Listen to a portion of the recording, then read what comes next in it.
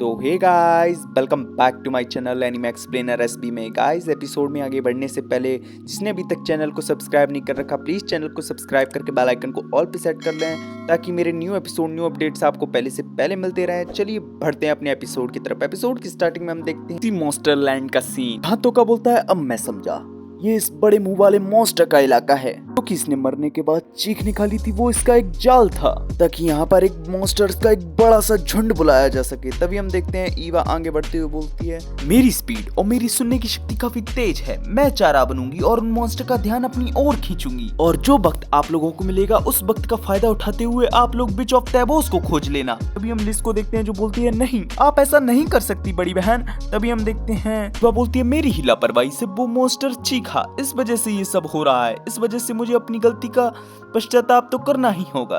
तभी हम देखते हैं तोका बोलता है, तुम्हें इसका दोष अपने सर लेने की कोई जरूरत नहीं है क्योंकि उस दौरान मैं भी वहां था और अगर मैं अपनी स्किल्स का यूज थोड़ा और तेज करता तो मैं उस मॉन्स्टर को मार सकता था, लेकिन इतनी अचानक से मैं भी कुछ नहीं कर सका, इस वजह से तुम्हें अपने ऊपर पूरी जिम्मेदारी लेने की कोई जरूरत नहीं और उन मॉन्स्टर को अकेले ठिकाने लगाने की काबिलियत अभी तुम में से किसी को नहीं है। इस वजह से मैं आगे जाऊंगा और मैं उन लोगों को ठिकाने लगाऊंगा पिगीमारू और स्ले के साथ।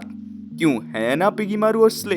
तभी हम देखते हैं पिगीमारू और स्ले दोनों लोग हाँ कर देते हैं। तभी हम देखते हैं वो एक इक्विपमेंट निकालता है जो कि आवाज को चेंज कर सकता है और काफी तेजी से आवाज को कर सकता है। वो उस इक्विपमेंट को अपने मार्क्स में फिट कर लेता है, बोलता है ये अभी पूरी तरीके से तैयार नहीं है पर उम्मीद है ये मेरी पूरी मदद करेगा।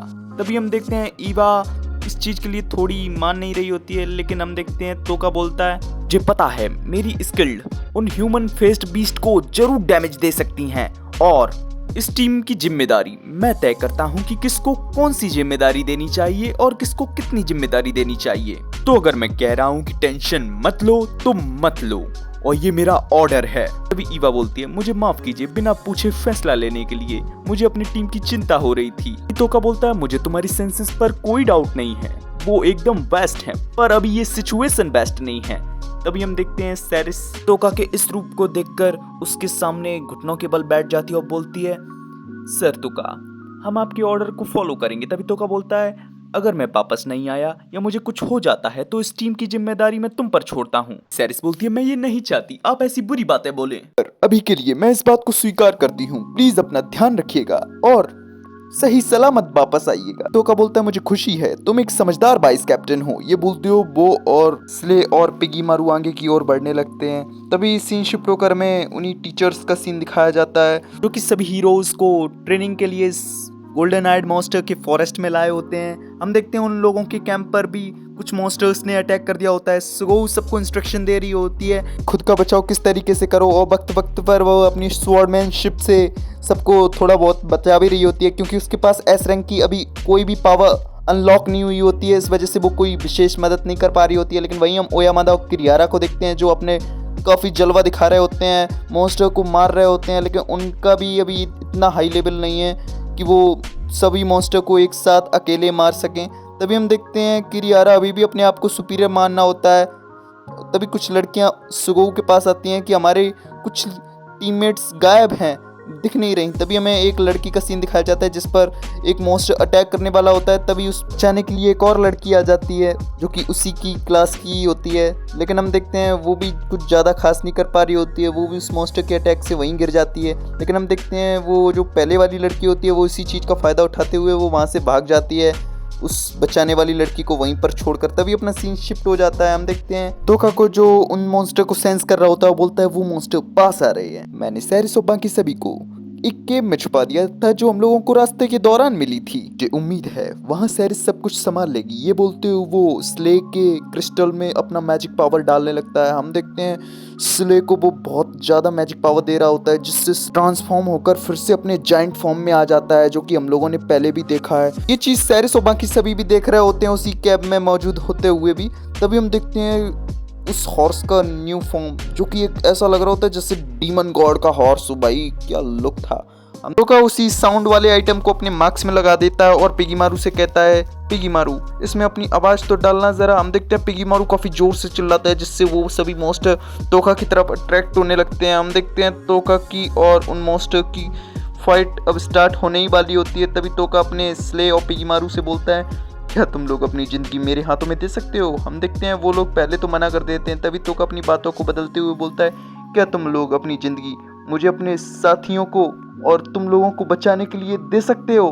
तभी इस चीज़ के लिए वो दोनों ही मान जाते हैं। वो पिगीमारू को अपने साथ कंबाइन कर लेता है और स्ले के संग आगे भागने लगता है। हम देखते हैं उसका पीछा वो सभी मॉन्स्टर कर रहे होते हैं, लेकिन तोका उन सभी मॉन्स्टर को अपने पीछे भगाने के साथ साथ उन पर अटैक भी कर रहा होता है, पैरालाइज विशर स्पेल। लेकिन हम देखते हैं उन मॉन्स्टर पे इस चीज़ का इफेक्ट भी हो रहा होता है, बट तादाद में जाना ज़्यादा होने के कारण तोका के स्पेल एक लिमिटेड रेंज के ही मॉन्स्टर को कवर कर पा रहे होते हैं। बाकी के जो बच रहे मॉन्स्टर होते हैं वो इसका पीछा अभी भी नहीं छोड़ रहे होते हैं। अभी अपना सीन शिफ्ट होकर हमें सुगोऊ को दिखाया जाता है, जिसके एरिया के आसपास के सभी मॉन्स्टर को इन लोगों ने मिलकर ठिकाने लगा दिया होता है। तभी हम देखते हैं, हमें देखने को मिलता है कुछ स्टूडेंट मरे भी होते हैं। सुगोऊ उसके टीम लीडर के पास जाती है, जो कि उसी का क्लास का मेंबर होता है। वो बोलती है, येशु तुम्हारी टीम के 2 मेंबर मर गए, लेकिन तुम्हारे मुंह पे जरा सा भी अफसोस नहीं। तुम्हारे टीम के मेंबर तुम पर निर्भर हैं, फिर ये तुम समझते क्यों नहीं? तुम उनको प्रोटेक्ट क्यों नहीं कर रहे? तभी येशु बोलता है, तुम क्या बोल रही हो? वो कमजोर थे इसलिए मारे गए, मैं ताकतवर हूँ इसलिए मैं जिंदा हूँ। वो कमजोर है तो इसमें मेरी क्या गलती? ये तो कुदरत का नियम है, ताकतवर ही जीतते हैं।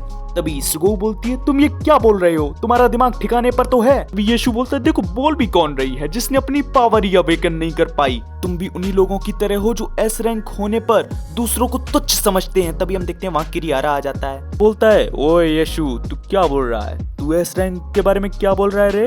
वास्तव में एक ऑर्डिनरी पर्सन को जब ए रैंक की पावर मिल जाती है वो बौखला जाता है। पावर तो हम जैसे सुपीरियर लोगों को मिलने चाहिए, जिसके पास नाम पैसा सब कुछ हो, और तुम जैसे गरीबों को नहीं। तभी येशु बोलता है, तू क्या बोल रहा है रे? किरियारा बोलता है, यही कि तुम इस पावर को डिजर्व नहीं करते, ये पावर तुमसे बिलोंग नहीं करती, तुम एक सिर्फ ऑर्डिनरी पर्सन हो। तभी हम येशु को देखते हैं जो हंसते हुए बोलता है, रे तू कौन सी दुनिया में है? ये बोलते हुए अपनी पावर एक्टिवेट कर देता है काफी गुस्से में और बोलता है, तू जिस रैंक की बात करता है ना कि मैं एस रैंक हूँ, मैं एस रैंक हूँ, ये सुगोऊ ये भी एक एस रैंक है, इसने अभी तक अपनी पावर अनलॉक नहीं कर पाई। तू जिस एस रैंक की बात करता है ना, इससे ज्यादा सुपीरियर मैं हूँ। इसका मतलब एक ही है कि रैंक्स कोई वैल्यू नहीं रखती, वैल्यू रखती है तो तुम्हारा स्ट्रगल, तुम्हारी मेहनत, तुम्हारी पावर, यही सबसे सुपीरियर होती है, ना कि कोई रैंक्स। ये बोलते हुए वो अपनी पावर को डिफ्यूज कर लेता है और वहां से जाने लगता है। तभी हम किरियारा को देखते हैं जो बोलता है, सुगोऊ तुम्हारी वजह से हम जैसे एस रैंक की पोजीशन गिर रही है, तुम्हें अपनी पावर अवेकन करनी पड़ेगी, तुम्हें अपनी जिम्मेदारियों को समझना पड़ेगा। अभी तो तुम सिर्फ हम लोगों के लिए एक बोझ हो। ये बोलकर वो वहां से जाने लगता है। हम देखते हैं सुगोऊ को, जिसको काफी दुख हुआ होता है इस बात को सुनकर। तभी अपना सीन शिफ्ट होकर हम ईवा को देखते हैं जो बोलती है, मुझे सरतोका की चिंता हो रही है, उन्होंने कई दिनों से अपनी नींद नहीं ली, बहुत सारे मॉन्स्टर थे, यहाँ तक कि मुझे तो लगता है हम लोगों को सुलाने के लिए भी वो स्लीपिंग स्पेल का कास्ट करते थे। मुझे उनकी कंडीशन देखकर लगता है उनकी अभी बॉडी पूरी तरीके से रिकवर नहीं है, मतलब वो सही तरीके से सो नहीं पाए, उनकी बॉडी थकी हुई है। मुझ में अपनी मौजूदगी छुपाकर चलने की एबिलिटी है, साथ ही शार्प सेंसेस भी हैं। मुझे भी उनके पीछे जाना होगा ताकि उन्हें मेरी मदद चाहिए हो, या फिर वो बैटल करते करते काफी थक जाएं। मैं उनको यहाँ तक उठाकर ला सकती हूँ। तभी सेरिस बोलती है, जैसा कि सरतोका ने कहा, उन्हें तुम्हारी एबिलिटीज पर विश्वास है, यहाँ तक कि मुझे भी विश्वास है। उम्मीद करती हूँ तुम उन्हें सही सलामत बचा कर लाओगी, साथ ही खुद भी सही सलामत आओगी। तभी ईवा बोलती है, प्लीज मेरे लिए लीज का ख्याल रखना। तभी सेरिस बोलती है, फिक्र मत करो, मैं इसको बचाने के लिए कुछ भी करूंगी। तभी ईवा बोलती है, सच में तुम सरतोका से बहुत प्यार करती हो, है ना?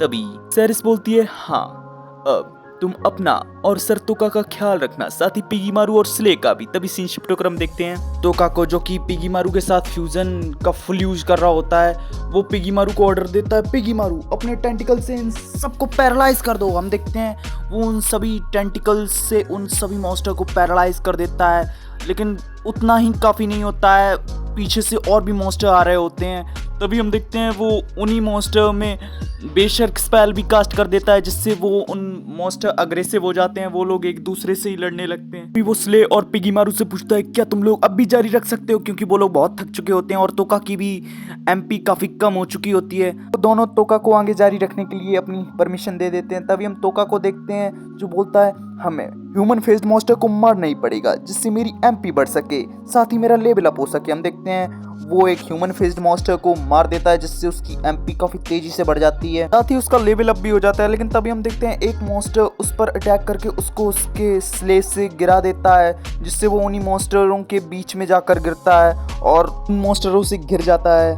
हम देखते हैं वो अपने बचाव के लिए सब मॉन्स्टरों पे लॉन्ग रेंज वाले पैरालाइज स्पेल का कास्ट कर रहा होता है। पिगीमारू का वो फुल यूज कर रहा होता है लॉन्ग रेंज में अटैक करने के लिए।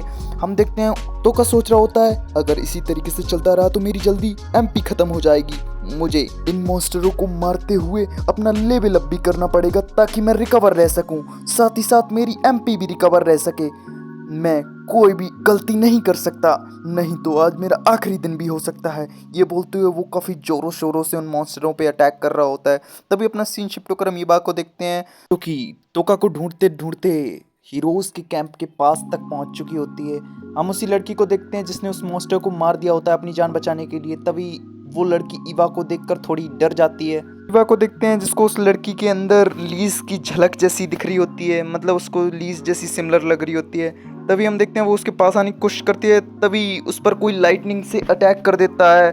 हम उस लड़की को देखते हैं जिसने अटैक किया होता है, वो बोलती है काफ़ी सख्त चमड़ी है तेरी मॉन्स्टर, लेकिन मैं अपनी बहन के ऑर्डर पर किशिमा को मरने नहीं दे सकती। गाइस हमें उस लड़की का नाम किशिमा पता चलता है। लेकिन तभी हम ईवा को देखते हैं जो बोलती है मेरा गला, मेरी आवाज़ नहीं निकल रही। तभी वो लड़की फिर बोलती है क्या हुआ रे मॉन्स्टर, तुम उन सभी मॉन्स्टर जो घिनौने दिख रहे थे उनसे थोड़ी अलग हो, पर कुछ भी हो मैं तुम्हें किशिमा को चोट पहुंचाने नहीं दे सकती। तभी ईवा सोच रही होती है तो ये हैं वो हीरोज जो सर तोका की दुनिया से आए हैं। लेकिन जैसे ही उसने ये बोला होता है वो लड़की फिर से ईवा पर अटैक करने वाली होती है। लेकिन तभी इसी के संग अपना एपिसोड यहीं फिनिश हो जाता है। तो गाइज अगर आपको मेरी एक्सप्लेनेशन पसंद आई हो तो एक प्यारा सा लाइक करके एक प्यारा सा कमेंट कर दें, जिससे मेरे को मोटिवेशन भी मिले। और चैनल पे नए हो तो सब्सक्राइब करके बेल आइकन को ऑल पे सेट करना ना भूलें, जिससे मेरे न्यू एपिसोड न्यू अपडेट्स आपको पहले से पहले मिलते रहें। और मैं इसी तरीके से नए नए सीरीज लाता रहूँगा गाइज, तो प्लीज़ सपोर्ट करना गाइज। चलिए मिलते हैं नेक्स्ट एपिसोड में, तब तक के लिए बाय, थैंक्स फॉर वॉचिंग।